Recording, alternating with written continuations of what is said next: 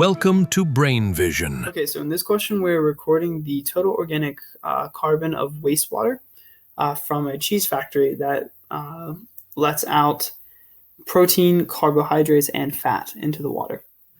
All right, so just to start, we're going to break these down. And the way I did this was I found the total organic carbon of each of these components and then just added them together.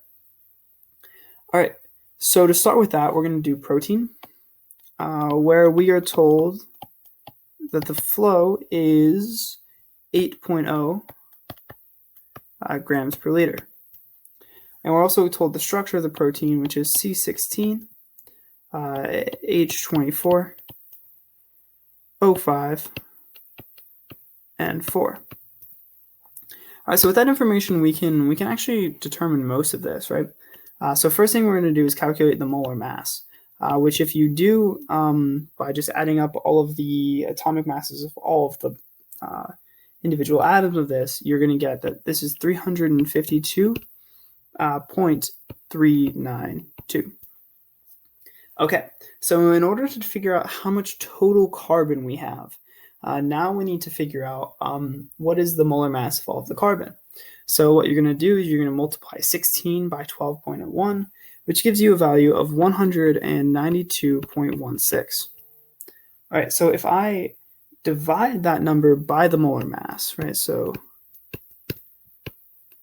like that, what that's going to give me is the proportion of this molecule that is in fact carbon, which is equal to 0.545 or 54.5%. All right, so now what I can do is I can take that proportion and multiply it by the flow rate.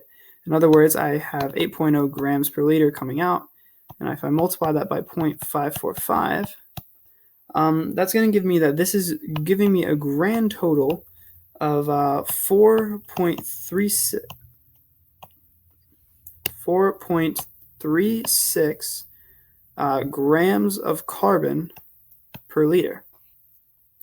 All right, so that's for the protein. So next we move on to the carb, which we're told has a flow rate of 12 grams per liter. Okay, so now what we can do is we're also told that the molecular formula is CH2O. All right, so now finding the molar mass of this is a little easier than doing the protein just because it's a smaller molecule. But we find it to be 30.026. Once we have that information, we can figure out the proportion of carbon. Right, there's only one carbon, so I can do 12.01 divided by 30.026, giving me a proportion of 0.4 or 40%. So from there, I can do this 12 times 0.4, and that gives me a total flow of 4.83 grams of carbon per liter. All right, so now moving on to the last part, we obviously have the fat, which we're told flows at a rate of 2.0 grams per liter. All right, and we're also told that the molecular formula of this is going to be C8H16O. All right, so finding the molar mass, again, a little easier than the protein, probably a little more difficult than the carb, but you'll find that it's 128.208. Okay, so once I have that, I can then figure out how much carbon I have by doing 12 times 8. In this case, it's going to be 96.08 divided by 128.208.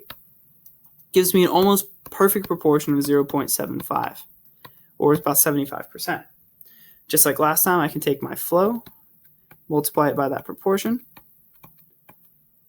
All right, and that's going to give me a grand total of 1.5 grams of carbon per liter. Okay, so now I have all of this information. I'm going to move down just a little bit. Right, and now if I want total, it's pretty easy.